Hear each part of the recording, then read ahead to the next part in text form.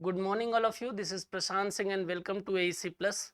मैं आशा करता हूं कि आप सभी ठीक होंगे और आपकी पढ़ाई बेहतर तरीके से चल रही होगी।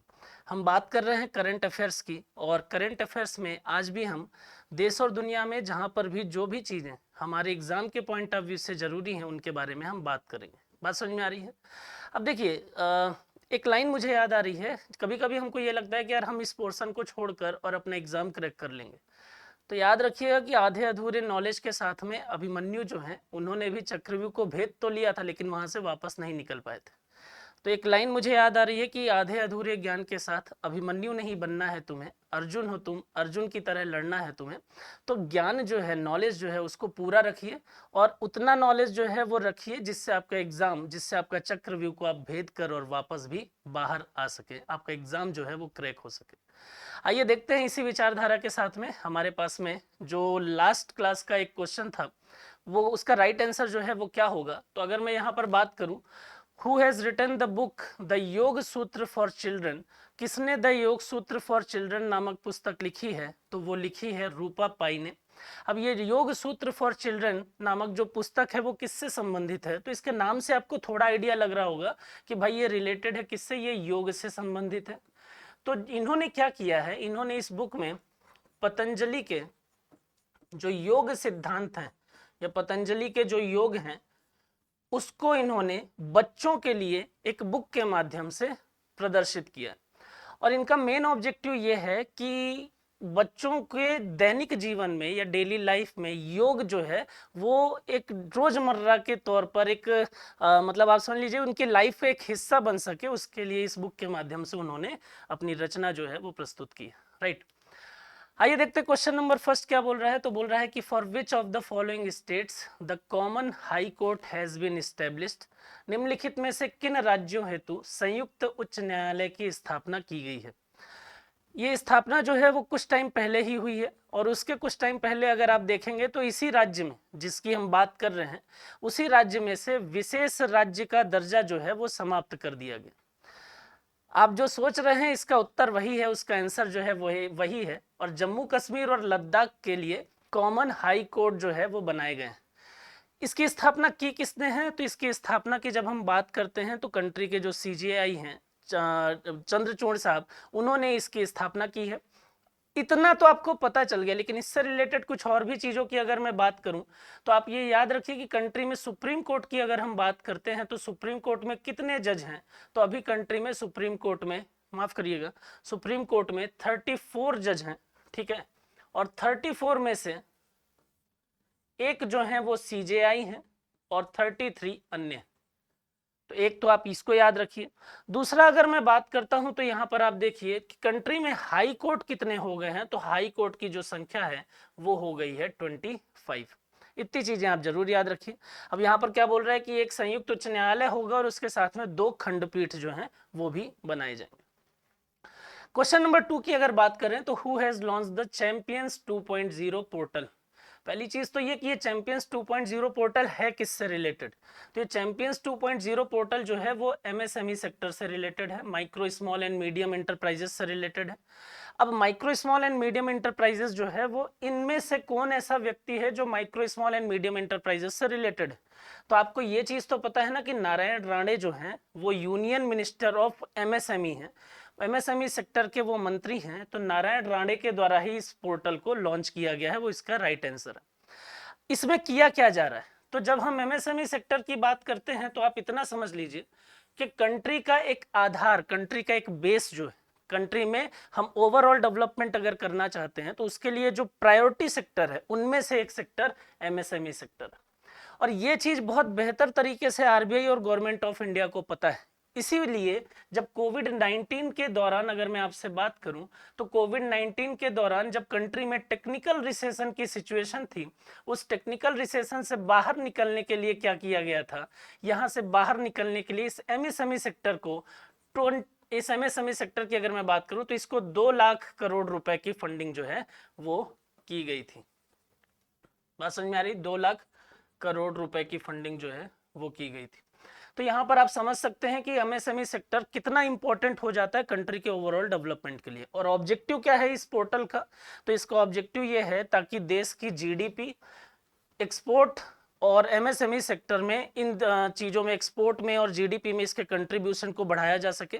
और जो हमने एम बनाया है कि आगे आने वाले वर्षों में देश की जो जीडीपी है उसको 5 ट्रिलियन यूएस डॉलर तक लेकर जाएंगे, तो उस एम को भी हम जल्दी से जल्दी अचीव कर सके। इसलिए एमएसएमई सेक्टर के लिए इस प्रकार की चीज़ें देखने को मिलती हैं, राइट। क्वेश्चन नंबर 3 की बात करते हैं कि which portal has been launched by the government to give NOC for veterinary drugs. सरकार ने पशु चिकित्सा दवाओं के लिए एनओसी देने के लिए कौन सा पोर्टल की शुरुआत की है। अब देखिए, पशु चिकित्सा से संबंधित है, यहाँ पर अगर आप देखेंगे तो आपको अगर नहीं भी पता है तो आप एक अनुमान लगा सकते हैं कि यार पशु से रिलेटेड है, तो यहाँ पर हो सकता है इस ऑप्शन के आधार पर ये नंदी पोर्टल हो सकता है। हो क्या सकता है, ये नंदी पोर्टल ही है। तो याद रखिएगा कि सरकार ने जो पशु चिकित्सा दवाओं के लिए एनओसी देने के लिए पोर्टल की शुरुआत की है वो नंदी पोर्टल है। बात समझ में आ रही है। किस मिनिस्ट्री के द्वारा इस पोर्टल की शुरुआत की गई, तो ministry of fisheries, animal husbandry and dairying, right. और union minister of fisheries, animal husbandry and dairying जो है वो कौन है, तो उनका नाम है पुरुषोत्तम रूपाला, राइट। तो इतनी चीजें आप इसमें याद रखिएगा। उद्देश्य की अगर मैं बात करता हूं तो पशु चिकित्सा मतलब आप ऐसा समझ लीजिए कि उनको जो वेटनरी में दवाएं वगैरह प्रोवाइड की जा रही हैं, तो पशुओं से रिलेटेड जो भी इंजेक्शन है, जो भी दवाएं हैं, वो सारी चीजें बेहतर तरीके से काम करें, उसमें किसी प्रकार की समस्याएं ना हो, सप्लाई सही तरीके से हो, उसके लिए ये चीजें काम करेंगी। बात समझ में आ रही है। नेक्स्ट अगर हम बात करते हैं तो क्वेश्चन नंबर 4 की अगर मैं बात करूं तो बोल रहा है कि in which city the FIFA Club World Cup 2023 will be organised. FIFA World Cup 2023 की अगर हम बात करें तो उसका आयोजन किस शहर में किया जाएगा, तो उसका आयोजन किया जाएगा जद्दाह में। अब अगर हम जद्दाह की बात करें तो जद्दाह जो है वो कहाँ है, तो ये सऊदी अरब का एक शहर है, राइट। तो जद्दाह कहाँ है, जद्दाह जो है वो सऊदी अरब का एक शहर है। और अगर आप जद्दाह की बात कर रहे हैं तो एक चीज और आप याद रखिए इसके साथ में कि इंडिया में जो इस्लामिक बैंक का कॉन्सेप्ट शुरू हुआ है, उस इस्लामिक बैंक के कॉन्सेप्ट में जो पहला बैंक इस्टेब्लिश हुआ इंडिया में, वो भी कहाँ का था, वो भी जद्दाह बेस्ड इस्लामिक बैंक ही इंडिया में काम किया, जो केरल में इस्टेब्लिश किया गया था, राइट। तो अगर आप जद्दाह की बात कर रहे हैं तो आपको ये तो पता हो कि हाँ फीफा वर्ल्ड कप 2023 का आयोजन यहाँ पर होगा, लेकिन उसके साथ साथ आप ये भी याद रखिए कंट्री में पहला इस्लामिक बैंक इसी शहर से या इसी ओरिजिन से जो था वो देखने को मिला था। इसमें कुछ चीजें और याद रखिए कि फीफा जो है वो जद्दा में तो होगा वर्ल्ड कप, और 2023 की हम बात कर रहे हैं। टूर्नामेंट जो है वो कब से शुरुआत होगी उसकी, तो 12 दिसंबर से उसकी शुरुआत होगी। और president of Saudi Arabian football federation जो है वो कौन है, तो उनका नाम है यासिर अल मिसेहल, ठीक है। तो इतनी चीजें आप इसमें याद रखिएगा। क्वेश्चन नंबर 5 की अगर हम बात करते हैं तो यहाँ पर बोल रहे हैं कि which Indian women player has been included in the women cricket council, women cricket committee या WCC कमेटी की अगर हम बात करें तो उसमें शामिल किया गया है। तो इनमें से अगर आप देखिए तो इंडियन वुमेन क्रिकेटर को अगर हम बात करें तो यहाँ पर हीथर नाइट को अगर आप जानेंगे तो हीथर नाइट जो है वो इंग्लैंड से संबंधित है। बिस्मा मारूफ जो है वो पाकिस्तान से रिलेटेड है। झूलन गोस्वामी, मुझे परिचय देने की इनकी आवश्यकता नहीं है, इनकी बॉल जो है वही इनका परिचय दे देती है, ठीक है। तो यहाँ पर अगर हम राइट आंसर की बात करें तो क्या होता है, झूलन गोस्वामी को इसमें शामिल किया गया है। तो यहाँ पर अगर आप देखेंगे तो किस भारतीय महिला खिलाड़ी को WCC क्रिकेट समिति में शामिल किया गया, तो वो है झूलन गोस्वामी। झूलन गोस्वामी के बारे में अगर हम बात करें तो 272 मैचों में इन्होंने 300 से अधिक विकेट जो है वो चटका लिए हैं, अपने आप में एक ख्याति है। बात समझ में आ रही है। नेक्स्ट अगर हम देखें यहाँ पर तो क्वेश्चन नंबर 6 में अगर देखें तो हु हैज रिसीव्ड द साहित्य अकादमी अवार्ड 2023, किसे साहित्य अकादमी पुरस्कार 2023 जो है वो प्रदान किया गया है, तो इनको प्रदान किया गया है और इनका नाम है प्रिया AS। प्रिया AS की अगर मैं बात करूं तो ये मलयालम लिटरेचर से संबंधित है,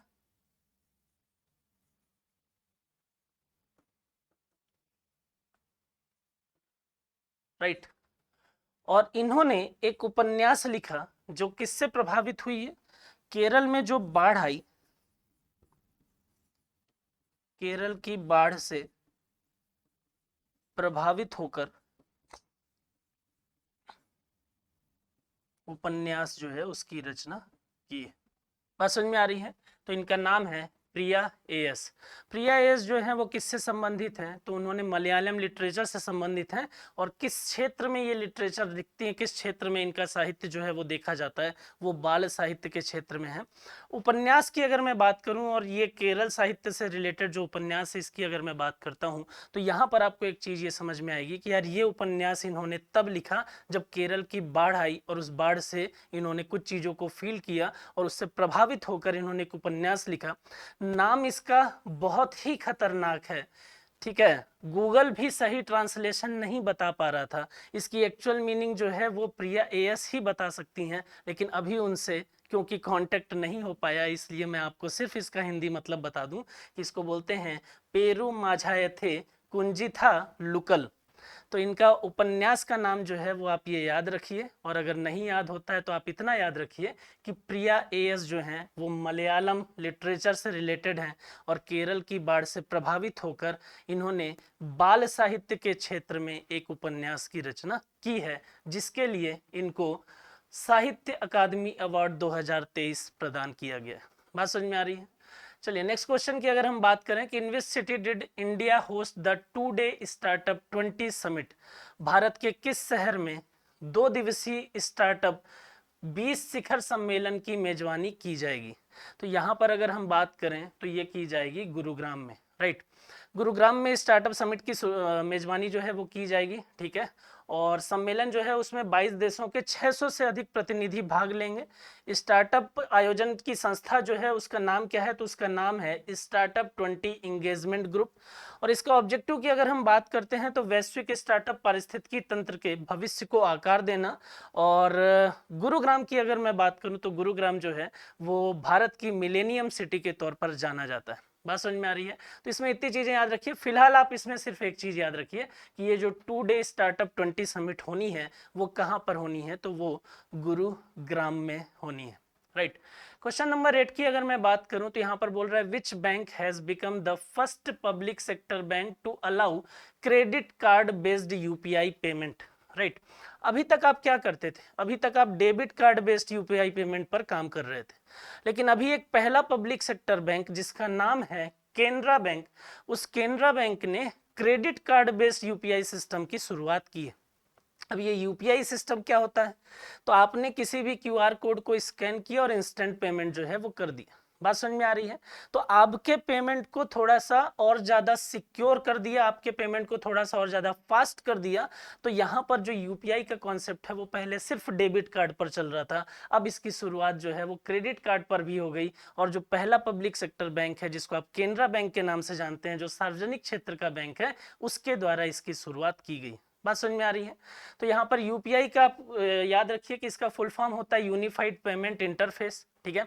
एक सिक्योर मेथड है, सिक्योर मेथड है डिजिटल पेमेंट की। और एप्लीकेशन की अगर हम बात करें तो यहाँ पर अगर आप देखेंगे तो केनरा बैंक का अपना एक ऐप है जिसको आप केनरा एआई फर्स्ट के नाम से जानते हैं। और केनरा एआई फर्स्ट के द्वारा आप अलग अलग प्रकार से अलग अलग ई ट्रांजेक्शन जो है वो भी कर सकते हैं, ईजिली ट्रांजेक्शन जो है वो कर सकते हैं। यूनिफाइड पेमेंट इंटरफेस की अगर मैं बात करूं तो 2016 में किसके द्वारा इसकी शुरुआत जो है वो की गई थी? तो system developed by national payment corporation of India which is also known as NPCI, right. तो इसकी शुरुआत जो है वो 2016 से की गई और एनपीसीआई के द्वारा इसकी शुरुआत की गई है। तो इतनी चीजें याद रखिए। नेक्स्ट अगर हम बात करें तो which state government has started operation conviction against cow slaughter. यहाँ अगर हम बात करें कि किस राज्य सरकार ने गौ हत्या के खिलाफ ऑपरेशन कन्वेंशन की शुरुआत की है? देखिए, गौ संरक्षण की बात मैं पिछले वीडियो में भी कर रहा था, गौ संरक्षण की बात मैं पिछले वीडियो में भी कर रहा था। और यहाँ पर आप देखेंगे तो माननीय योगी साहब जो हैं, जो यूपी की एक तरीके से आप समझ लीजिए कि एक ऐसा राज्य जो मैं पिछले क्लास में भी आपको बता रहा था कि जो पहचाना जा रहा था अपने गुंडागर्दी के लिए, जो पहचाना जा रहा था अपनी जनसंख्या के लिए, जो पहचाना जा रहा था पिछड़े हुए राज्य के तौर पर, उस राज्य को आज उठाकर एक ऐसी स्थिति में ले आए हैं जहां पर वर्ल्ड के इन्वेस्टर प्रेफर कर रहे हैं उस राज्य में इन्वेस्टमेंट करना। बात समझ में आ रही है? तो ये आप समझ लीजिए कि आदित्य योगीनाथ जी के प्रयासों के द्वारा या उनके कामों के द्वारा यूपी की स्थिति जो है वो अगर देखेंगे तो कहां से उठकर और कहां पर आ गई है और वहां कितना सुधार हुआ है, आपको चीजें जो है वो नजर आएंगी। यहां पर अगर हम देखें तो गौ संरक्षण से संबंधित अगर आप देखेंगे तो आपको सीधे तरीके से एक ही नाम सामने आता है कि सर यूपी में आजकल ये चीजें ज्यादा देखने को मिल रही हैं। तो इसका राइट आंसर जो है वो क्या हो जाएगा, वो यूपी ही हो जाएगा। और यहाँ पर देखिए कि गौ हत्या के खिलाफ ऑपरेशन कन्वेंशन प्रारंभ करने वाला राज्य जो है वो उत्तर प्रदेश है। योजना इससे संबंधित अगर हम बात करें तो ये जीरो टॉलरेंस पॉलिसी पर काम करेगा। अगर गौ हत्या से संबंधित जो भी चीजें हैं वो जीरो टॉलरेंस पॉलिसी उस पर रिलेट करेगा। और दूसरी चीज ये कि अगर इस प्रकार की चीजें हैं तो इसमें कोशिश की जा रही है कि इस प्रकार की जो भी क्राइम हो रहे हैं, गौ हत्या जो भी हो रही है, उससे रिलेटेड जो दोष सिद्धि है उसकी प्रक्रिया में ज्यादा से ज्यादा तेजी लाई जा सके और उसमें डिले ना किया जा सके और इस प्रकार के क्राइम करने वालों को सजा भी दी जा सके, जिससे भविष्य में ऐसा क्राइम करने से पहले लोग जो हैं वो एक बार जरूर सोचें। राइट, तो याद रखिएगा कि यहाँ पर अगर आप देखेंगे तो गौ हत्या के खिलाफ ऑपरेशन कन्वेंशन की शुरुआत जो है वो उत्तर प्रदेश सरकार के द्वारा जीरो टॉलरेंस पॉलिसी के तहत की जा रही है। क्वेश्चन नंबर 10 की अगर हम बात करें तो बोल रहा है कि which country has imposed a fine of $47 million on Alphabet Inc, the parent company of Google. Right, Google की मूल कंपनी अल्फाबेट इनकॉर्पोरेशन जिसको हम बोलते हैं, पर किस देश ने $47 मिलियन का जुर्माना लगाया है? तो अगर आपने अभी देखा हो तो वो जुर्माना लगाया गया है रसिया के द्वारा। और रसिया ने क्या किया है, इस पर बैन लगाया है, बैन माफ करिएगा, इस पर फाइन लगाया है, इस पर जुर्माना लगाया है। और कितना जुर्माना लगाया है? तो वो $47 मिलियन का जुर्माना लगाया। बात समझ में आ रही है? गूगल पर फरवरी 2022 में यूट्यूब निलंबन पर 2 बिलियन रूबल। यहाँ पर एक चीज याद रखिए कि रसिया की जो करेंसी है वो क्या है, वो रसियन रूबल के नाम से जानी जाती है। तो जो जुर्माना लगाया गया था गूगल पर 2022 में यूट्यूब के निलंबन पर, वो कितना लगाया गया था? वो लगाया गया था 2 बिलियन रसियन रूबल के बराबर ये चीजें की गई थी। गूगल के सीईओ जो है वो कौन है? तो सीईओ हैं उनसे सुंदर पिचाई। राइट, तो यहाँ पर याद रखिएगा कि अभी किस देश ने जुर्माना लगाया है? तो वो लगाया है रसिया ने। और रसिया में जो जुर्माना लगाया गया है वो गूगल पर भी लगाया गया था, उसके पहले वो कितना लगाया गया था? वो 2 बिलियन रूबल के बराबर लगाया गया था। बात समझ में आ रही है? तो इतनी चीजें याद रखिए। गूगल के सीईओ तो आपको पता ही है, सुंदर पिचाई जो है वो इसके सीईओ हैं। ठीक है, नेक्स्ट अगर हम बात करें तो आपके लिए आज का जो क्वेश्चन है वो ये है कि who wrote a new book title RAW hitman. किसने RAW हिटमैन नामक पुस्तक जो है वो लिखी है? इसका आंसर जो है वो आप मुझे कमेंट करके बताएंगे। बात समझ में आ रही है? ठीक है, चलिए फिर आज के लिए इतना काफी है। आप पढ़ाई करते रहें, खुश रहें। Thank you so much.